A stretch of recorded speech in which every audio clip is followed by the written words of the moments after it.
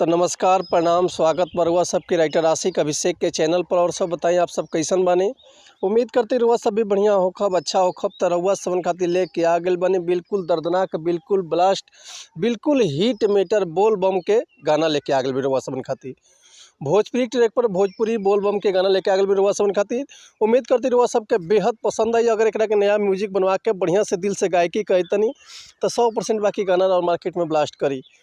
इससे पहले रुआ सबन से कहल चाहब कि अगर रुआ गायकी में इंटरेस्ट बा गायकी कल चाहतनी आ गायकी में कदम रखले बानी रुआ के बढ़िया मेटर नहीं मिलत बढ़िया गाना नहीं मिलत बढ़िया तुकबंदी नहीं मिलत।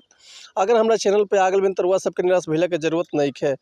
काहे से कि रुआ सबन खातिर हम हर एक प्रकार के सॉन्ग लिखिले हिंदी होके चाहे भोजपुरी होके चाहे रुआ कोनो भी ट्रैक पर भोजपुरी गाना लिखवा सकिले। ऑर्केस्ट्रा सॉन्ग लव सॉन्ग बेवफाई सॉन्ग पूर्वी निर्गुण भजन लोकगीत लयदारी रंगदारी जातिवाद सॉन्ग चाहे बोल बम के गाना चाहे वो अपने मन पसंद के कोनो भी गाना लिखवा सकिले भोजपुरी में वो बिल्कुल उसी चार्ज पर।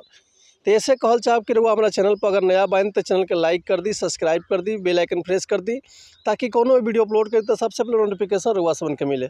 अगर वीडियो रुआ सबके अच्छा लगा तो एगो प्यारा सा कमेंट कर दी। चलिए देर ना करते हुए आज के देखल जाए मैटर का बा कौन लाए है कौन धुन हो।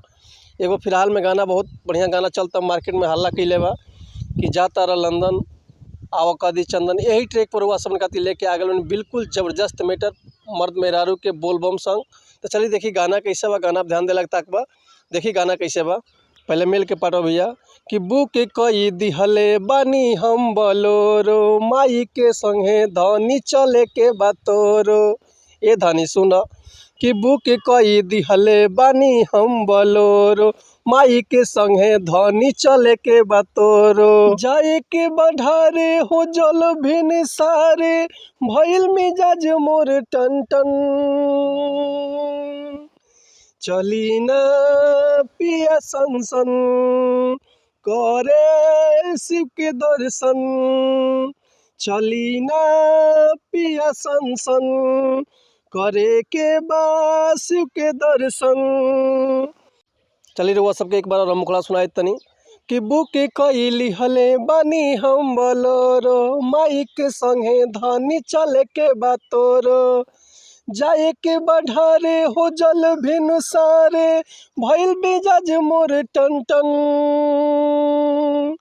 चली ना पिया सन करे शिव के दर्शन।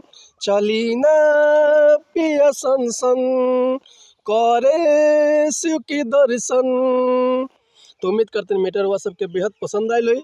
अगर ये गाना के रुआ फुल लिखवाल चाहते हैं तो डिस्क्रिप्शन में हमारा कॉन्टैक्ट नंबर बा व्हाट्सअप नंबर बा कॉल कर सके लिए व्हाट्सअप कर सके लिए रुआ के बिल्कुल उचित चार्ज पे फुल गाना मिल जाए। एक और बात रुआ सबसे कहल चाहब कि अगर हमारे गाँव में कोनो मिस्टेक बोलो तो भैया क्षमा चाहते नहीं। ऐसे कि हम गायक ना है रुआ से उनके खाली बता सके समझा सके ये रुआ ऊपर डिपेंड कर तो जितना बढ़िया से गायकी करब उतना बढ़िया से गाना और मार्केट में ब्लास्ट करी। तो चलिए मिलते हैं नेक्स्ट वीडियो में कुछ नया गाना कुछ नया धुन कुछ नया कंपोजिशन लेके। तब तक के लिए रुआ सब सन्मति चाहता नहीं। नमस्कार प्रणाम जय हिंद जय भारत जय भोजपुरी समाज हर हर महादेव जय शिव शंभू जय माता दी।